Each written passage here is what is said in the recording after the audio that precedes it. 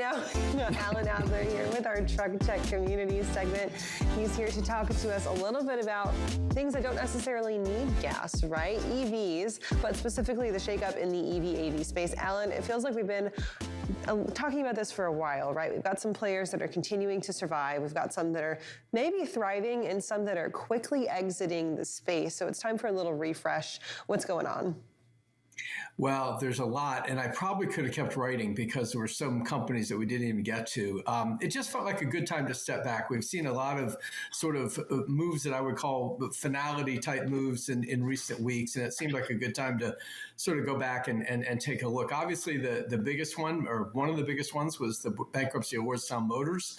Not unexpected, but just a tragedy really from the start with that one. And, you know, I continue to sort of point to Steve Burns, the founder and the original CEO there, for taking a lot of money out of that company, tens of millions really in stock sales, all the way up to the time when the company was sort of on its last breath. And, it doesn't get a lot of attention, but I continue to look at those filings that he has to file as when he was a majority holder in the company, and now it's zero. Now the company is zeroed out pretty much. Who knows what Foxconn is going to end up doing with that plant? That's the Taiwanese maker of Apple cell phones. So I guess we need to look at them. We also need to look at a few of the others that have encountered problems. Embark, of course, is gone now. It's gone private as part of another company. Too Simple has pivoted away from the U.S. market, and it may even sell its business here, to focus on Asia, China, and Japan specifically.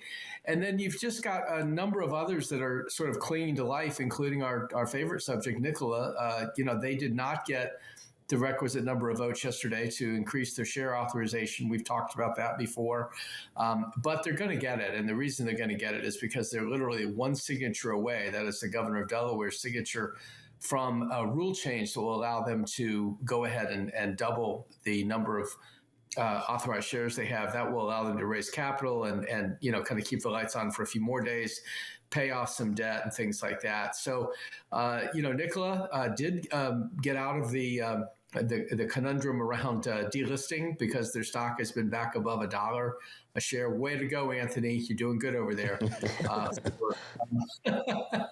For more than 10 days, which was the requirement. So that one's off the plate. They got a grant this week that they'll have to match that will allow them to build some hydrogen stations in California. So there's still lots of activity there, but I would just suggest reading. I go into some background on how all this happened, and I won't share all that here, but I think the newsletter itself gets into that a bit from the essay perspective. So I encourage people to read it. I worked on it, and I think it's a worthy read, but then I'm a little biased about that. And Alan, I have to say congratulations. This is the first time I'm getting to chat with you since you've hit that 1,500 mark. So huge congrats on that, and can't wait to read much more coming from you.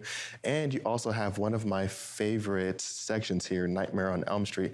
Being a horror fan here, I love this title. So when you're talking about Nightmare on Elm Street, can you tell us a little bit about Electric Last Mile Solutions?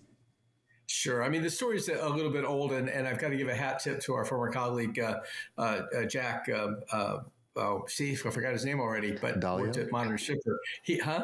Jack Dalio. Jack actually came up with that headline, and I stole it, so I give him credit. But anyway, the Elms Electric Last Mile Solutions company was a firm that had an interesting approach to its business. It was going to bring everything pretty much in from China and assemble it. Strangely enough, these were small delivery vans, and ironically, they were going to build it at the old Hummer plant in Indiana, which is where the CEO of Elms at the time, Jim Taylor, had worked as the head of Hummer up until the time when GM mothballed it in 2010. So this all got off to a pretty exciting start. It was in the SPAC frenzy, and they raised their money through the SPAC and that kind of thing. But then over time, the company discovered that both Taylor and the chairman, Jason Liu, had done some early stock purchases, basically insider trading, that really helped bring the company to a bad place. It also ran out of money, as many of these companies do. That's one of the themes that runs through this, is that the stronger the balance sheet, the stronger the company. And that's obviously known to people, who follow business. But if you don't have the money and you don't have the access to money, and that's what happened to so many of these companies after they got their original money from, merging with these SPAC companies, as they ran out, there was nowhere to go to get more because the markets were tighter, the credit markets got much tighter, and the interest on the part of the companies that were so enthusiastic went away because now they're interested in profits and not promise. Promise was great when interest rates were cheap and money was cheap, but when money got tight, people started saying, wait a minute, we need to look at companies that actually make money. And most of these companies are years away from doing that. And so that's a theme that kind of runs through what we write in the newsletter today. But Elms is one that, I think I mentioned bad actors. They had some bad actors at play there. I would put Steve Burns in that category as well at Lordstown.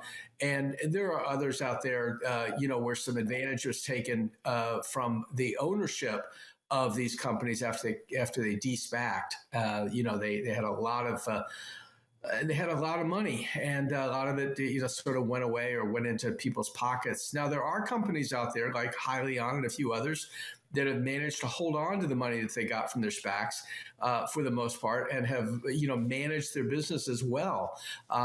It's too soon to know who the winners will be. It's easy enough to spot the losers at this point.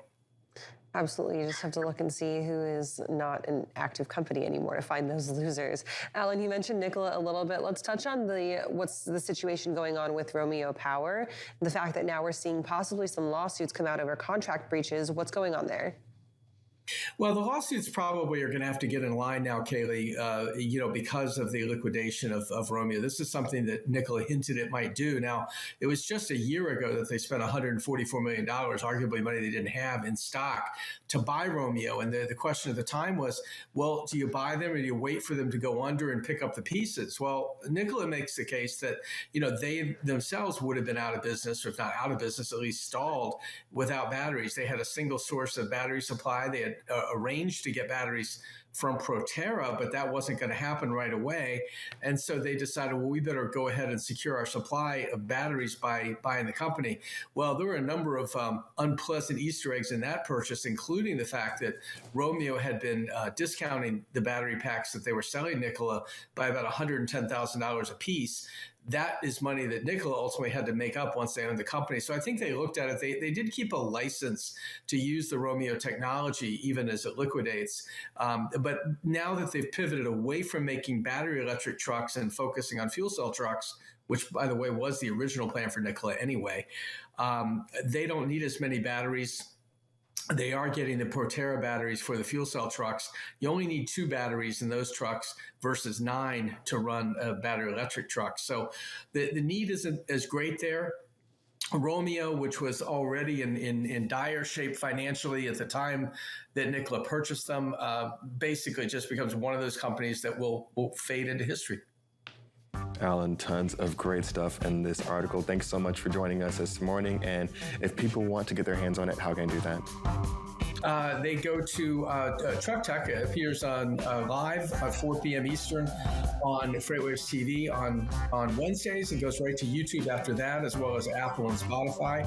The newsletter you can get by subscribing on our newsletters page at FreightWaves. And by the way, guys, don't forget Buc-ee's for cheap gas. We experienced our first Buc-ee's trip, $2.85 a gallon, not bad. Gotta say, as the resident Texan there, I am a Buc-ee's fan through and through. Alan, thank you for joining us this morning. Okay, take care, guys. Right now, we're going to take a short break. We'll be right back with more FreightWaves Now.